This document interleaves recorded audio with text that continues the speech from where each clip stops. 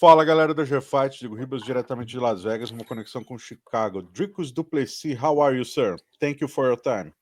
I am great, man. Thank you for having me. Dricus, you saw Chimaev yesterday, if I'm not wrong. How was this meeting?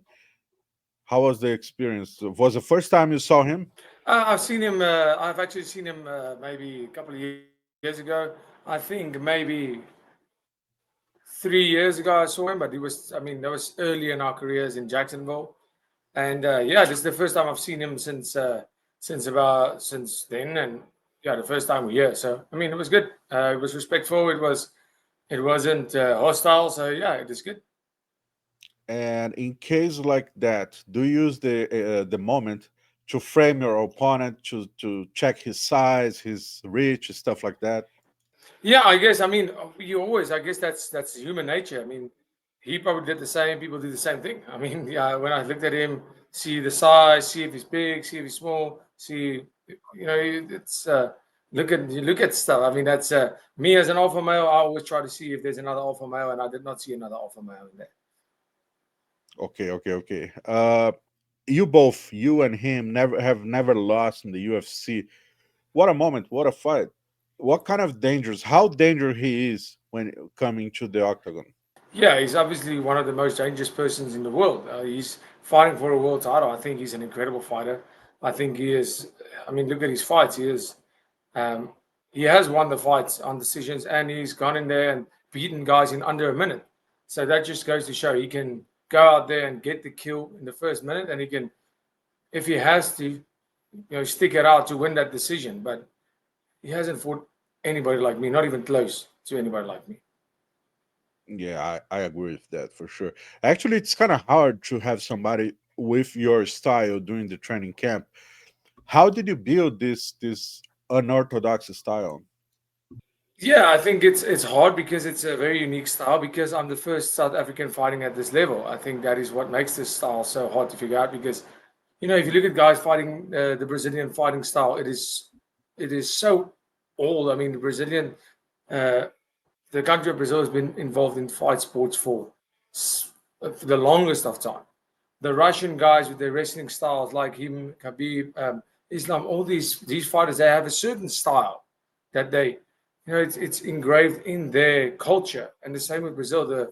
It's everybody with the way you fight with the heart that you show, the grappling, the guys, the wrestling, the striking. Everybody has a pattern. The American fighters has their own style. The British fighters have their own style with the boxing and the way they hold their hands. And then South Africans have their own style. But there hasn't been too many of us in the UFC, especially not at this level. I'm the only one that's ever gone to this level. And I think that is why it looks so different, because people don't understand our style. And I think that is our culture. Our culture is one of that. We believe, and I believe, that we are both different. We go and we take a punch and we give one, and we are that's how we are made. It's when the ref says fight, go full speed and throw whatever works. Do what you have to do to win the fight. It doesn't have to look pretty, but it's about winning. And I think that is how my style is developed. And then, of course, on a technical point of view, I know some people think it doesn't look technical at all, but there's everything we do is planned. We train it that way because we think it's more effective. And up until now, it's proven to be more effective because I am the champion. Very interesting point. Thank you for sharing that. Dricus, do you believe Kamzat's kind of famous because of the way he fights in the first round? He goes forward, doesn't save energy, like he goes forward like crazy. Do you believe he's gonna put this path fighting you since the 5 round fight? Well, I hope so. I hope he does, because then we are going to get to know each other, and then we're going to get to see who's the one who's going to give up. Because if we start at that pace, I am ready to go for it, for that pace. I have no problem with that. But then, I've been in those 5 round wars. I know what it feels like. It is tough for him. It will be a first. Do you think if he does that, he's gonna guess out? I don't know how his conditioning is looking. I think obviously you got the right people around him to make the adjustments that needs to be made. But I don't care how fit you are. You can look at a guy like Strickland, the guys that I've fought that never gas. If you fight me, you will get tired because I go for it the whole time. I will be there constantly going. Even though I look tired, I am tired. I just keep going and keep going. So I don't think he will gas because of his first round. If he's not going to go full speed, I am. That's the thing. He has one of two choices: try and conserve your energy while I'll go for it, or you can try and match me on that because I am going for it. Perfect, perfect.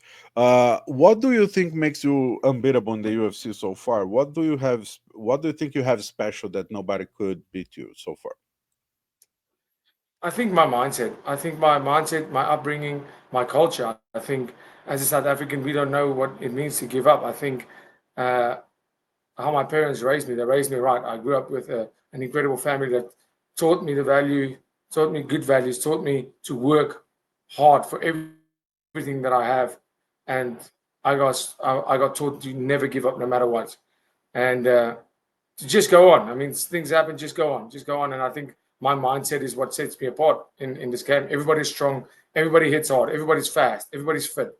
My here, I am the strongest in the world. And what do you think makes him unbeatable in the UFC so far? I think the fact that he overwhelms people. I think that he goes out full speed and he has so much belief in his wrestling, grappling, and I think a lot of people that started fighting him, especially early in his career, he was just levels above the guys that he fought. And then some of the guys who started fighting him, they almost fought on a defensive mindset. They were, I have to defend this guy. I don't want to get taken down. And then if you defend, you can't be attacking, and that's what I think makes him special. He gets guys to fall in the trap of fighting him defensively. Perfect. I have two points last. First of all, uh, I believe we talked about that before, but I would like to requote that. Your mental part. You were talking about your mindset, but your mental part. Nobody can get under your skin, but looks like you are able to get under everybody else's skin. I don't know how you do that in the big stage, pay-per-view cards, fighting at the Zana, Strickland. You are always like peaceful, and then you say something and people get emotional. Why? What's the secret behind this? And on top of that, do you think you can get under Shimaev's nerves? Is part of your plan for this week? Yeah, I mean, for me, it's only if you disrespect me, I'll disrespect you. If he's respectful like yesterday, I will be respectful too. But if you try and bully me on the stage, I will do the same to you.